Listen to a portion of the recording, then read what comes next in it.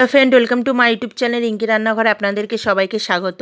আশা করি আপনারা সবাই ভালো আছেন। আজও চলে এসেছি আমি আপনাদের কাছে আর একটি রেসিপি নিয়ে।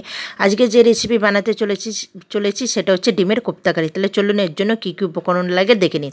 এখানে 4টে সেদ্ধ করা ডিম লাগছে আদা রসুনের কিমা, লঙ্কা কুচি, পেঁয়াজ কুচি, ধনেপাতা কুচি, টমেটো কুচি, লাগছে পেঁয়াজ বাটা, কর্নফ্লাওয়ার, ব্রেড ক্রাম্বস, গুঁড়ো মশলার মধ্যে লাগছে হাফ চামচ কাশ্মীরি লঙ্কা গুঁড়ো, নুন স্বাদ মতো, 1 চামচ লঙ্কা গুঁড়ো, হলুদ লাগছে পরিমাণ মতন, আর 2 চামচ জিরে গুঁড়ো আর 1 চামচ ধনে গুঁড়ো, আর লাগছে 2টো তেজপাতা, গোটা গরম মশলা আর গোটা জিরে আর আদা রসুন বাটা।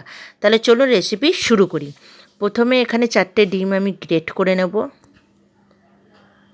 আমি এখানে 4টে ডিম নিয়েছি, আপনারা চাইলেন আপনাদের অনুযায়ী ডিম নিয়ে করতে পারেন। এবার দিয়ে দেবো পেঁয়াজ কুচি, লঙ্কা কুচি, আদা রসুনের কিমা, ধনেপাতা কুচি, আর দিয়ে দেবো পরিমাণ মতো নুন আর হাফ চামচ গরম মশলা। সব মশলা একসাথে ভালোভাবে ডিমের সাথে মাখিয়ে নেব।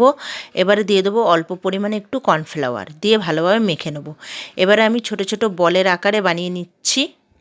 আমার এখানে 4টে ডিমে 10টা বল বানাবো আমি। এইভাবে সবকটা বল রেডি হয়ে গেছে।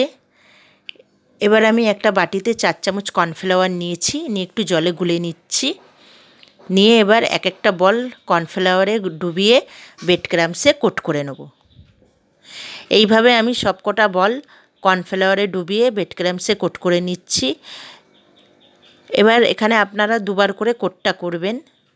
আমি এইদিকে তেল চাপিয়ে দিয়েছি কড়াইতে, সাদা তেল, আর বলগুলো আমি ডিপ ফ্রাই করে নেব। এখানে আঁচটা একদম হাই রাখতে হবে, লো রাখলে হবে না। এইভাবে আমি সবকটা বল ডিপ ফ্রাই করে নিচ্ছি। বলগুলো ভাজা হয়ে গেছে। এবার ওইদিকে আমি গ্রেভি রেডি করব। তার জন্য আমি কড়াইতে সর্ষের তেল দিয়ে দিচ্ছি 2টো তেজপাতা, গোটা গরম মশলা, জিরে ফোড়ন দিয়ে আমি পেঁয়াজ বাটা দিয়ে দিচ্ছি। পেঁয়াজটা ভালোভাবে লাল করে ভাজা হয়ে গেলে আদা রসুন বাটা দিয়ে দেবো। আদা রসুন বাটা দিয়ে ভালোভাবে মশলাটা কষিয়ে নেব পেঁয়াজের সাথে। এখানে আদা রসুন আর পেঁয়াজটা ভালোভাবে কষানো হয়ে গেছে। এবার দিয়ে দেবো গুঁড়ো মশলাগুলো।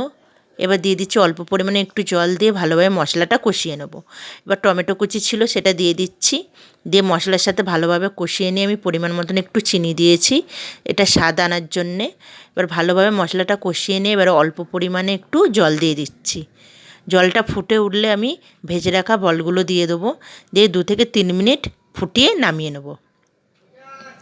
এখানে কোপ্তাটা রেডি হয়ে গেছে। ওপর থেকে আমি গরম মশলা গুঁড়ো দিয়ে দিচ্ছি আর পরিমাণ মতন একটু ঘি দিয়ে দিচ্ছি।